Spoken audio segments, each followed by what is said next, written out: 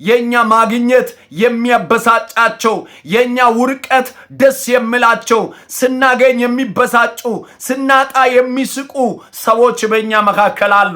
በእነሱ ፊት ዘንድሮ እንለወጣለን። እነሱ እያየን በኢየሱስም እንቀየራለን።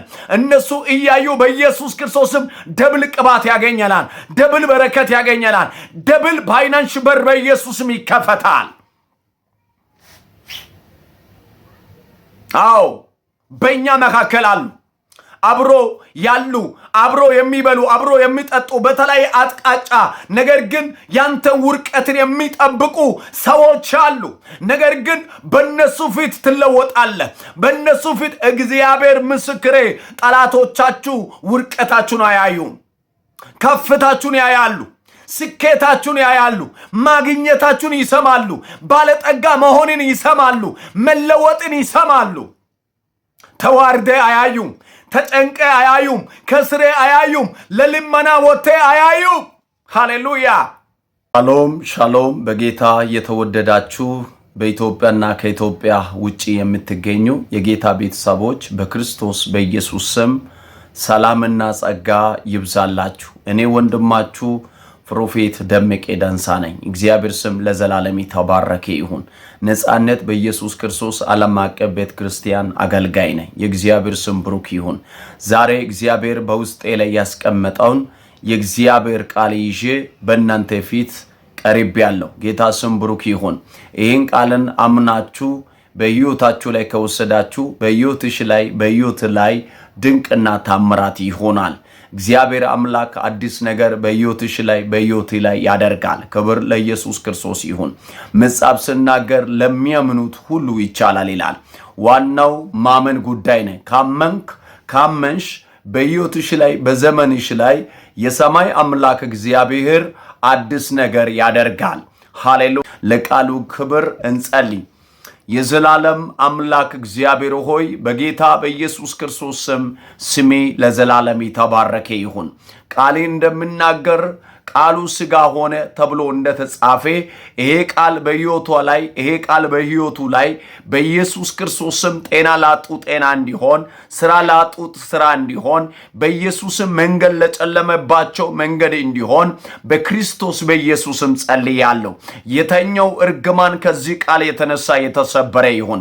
የተኛው የተዘጋ በር ቢኖር በክርስቶስ በኢየሱስም ከእግዚአብሔር ቃል የተነሳ በኢየሱስም ይከፈት። እግዚአብሔር አምላክና መድኃኒት ሆይ በክርስቶስ በኢየሱስ ስም ይህን ቃል አምኖ ለሚቀበሉ ሁሉ በሕይወታቸው ላይ በትዳራቸው ላይ በጤናቸው ላይ በኢየሱስ ክርስቶስ ስም ትንሣኤ ይሆንላቸው። ይህን ስለሆነው አመሰግናለሁ። ክብርን ጠቅልለህ ውሰድ። ልጅን አክብር። ስለ ሁሉ ተመስገን። በኢየሱስ ስም ገራል ወደ ኢያሪኮ መጡ።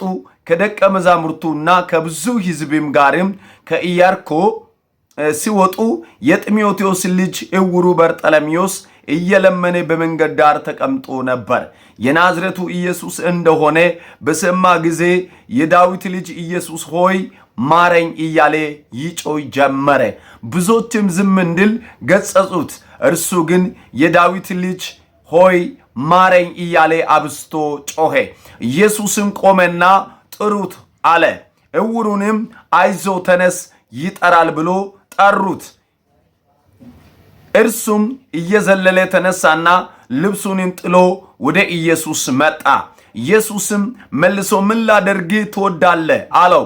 ዕውሩ መምህር ሆይ አይ ዘንድ አለው። ኢየሱስም ሂድ እምነት አድኗል አለው። ወዲያው አየ፣ በመንገድም ተከተለው ይላል። ክብር ለኢየሱስ ክርስቶስ ይሁን። የስብከቴ መልእክት ጥለህ ትነሳለህ ይላል። አሜን ነው። በኢየሱስም ጥላችሁ ትነሳላችሁ። ክብር ለናዝሬቱ ለኢየሱስ ይሁን። ጥለህ ትነሳለህ። አሜን አሜን አሜን። ጥለሽ ትነሻለሽ። ጥለህ ትነሳለህ። ከዚህ ቀን ጀምሮ በጌታ በኢየሱስ ክርስቶስም ያስጨነቀ ጉዳይ አለ፣ ያወከ ጉዳይ አለ፣ ተስፋ ያስቆረጠ ጉዳይ አለ። ዛሬ እንደ እግዚአብሔር ነቢይ እናገራለሁ። በኢየሱስም ጥላችሁ ትነሳላችሁ። ዘመናትን ያስቆጠረ ነገር በኢየሱስም ጥላችሁ ትነሳላችሁ።